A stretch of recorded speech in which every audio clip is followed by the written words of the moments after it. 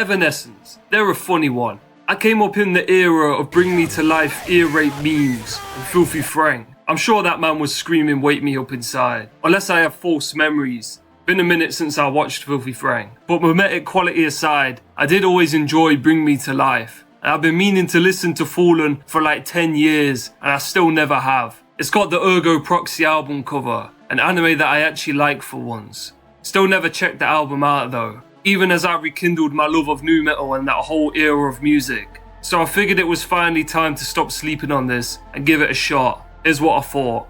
Amy Lee really is a cool vocalist. She probably deserves a lot more credit in that regard.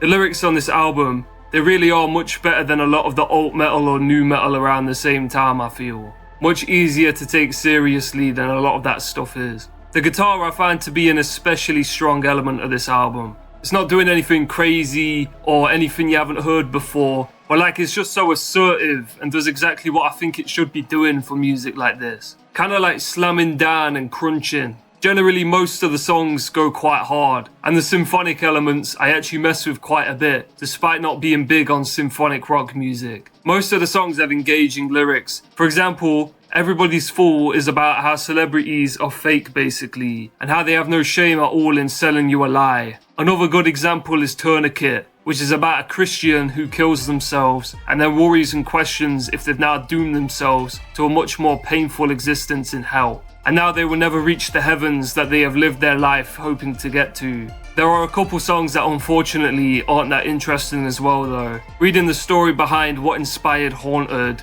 it was much more interesting than the song itself was, but it was an alright song. Then there's My Last Breath, which is apparently about someone who dies in the 9/11 and then becomes a ghost and reassures their grieving partner about their passing. It's really not clear that it has anything to do with 9/11 in the lyrics though, and while the concept of that song is definitely unique, the lyrics don't really do much with it and are mostly quite vague. The album starts off with Going Under, and of course I've heard this song many times before as well. It has these badass crunchy riffs that juxtapose with light high piano notes, which is pretty cool. That chorus is hard as hell, and the bridge later in the song is great too. The song is about ending a shit relationship and being torn up about it, or knowing that you have to make a change in your life, otherwise the same cycle of ending up at rock bottom is going to continue.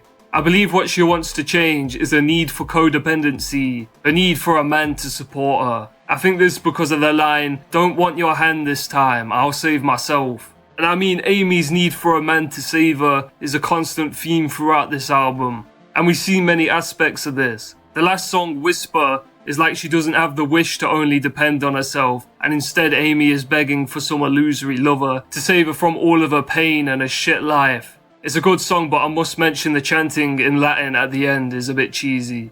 You could even look at the classic Bring Me to Life, which to me is kinda like a desire to be kicked into action. But again, Amy relies on another to inspire this in her. Quick Bring Me to Life tangent. The intro with those high keys, I mean it's just iconic innit? Iconic chorus too.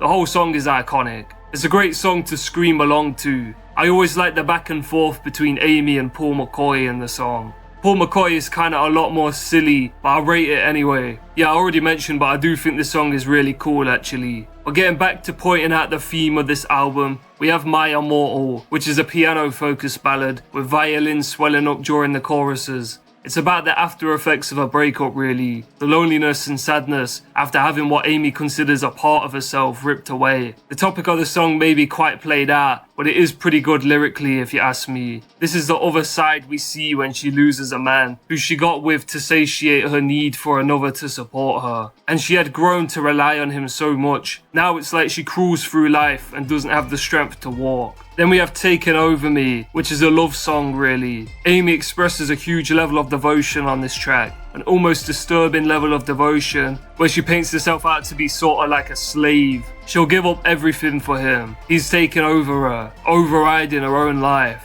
If you ask me, the girl needs some self-assurance, some self-confidence. Too much insecurity on this album. She needs to build up some strength in herself, because this takes the piss really, doesn't it? Imaginary is about wanting to escape reality and live in a dream world. Something I feel like I often criticize, but it's not portrayed as a good thing here. The whole song being kind of tragic, like it's tragic to not be able to contend with reality, and it's pointing out how doing this is wasting a life too. It again ties into the whole thing of not being able to deal with life on her own. Aside from this, there is one very effective song that I haven't mentioned yet, and also doesn't fall into this theme at all, which is Hello. Another piano-based song, a very sad song about Amy's sister dying when Amy was only a child. It shows the kind of delayed acceptance and realization that she had when it happened. And it makes me feel like absolute shit. It makes me remember my fallen homies. So I guess the song succeeds at what it's trying to do. It is very full of sorrow. But yeah, overall, it is a pretty solid album. It's mostly just a lot of fun, even if it is quite negative a lot of the time. Mostly it just goes hard, that's the appeal really. But I do like how it's not shallow, and it has like interesting concepts to actually think about and shit.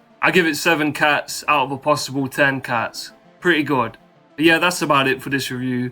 Subscribe to the Catman Show, leave a like, leave a comment. Goodbye.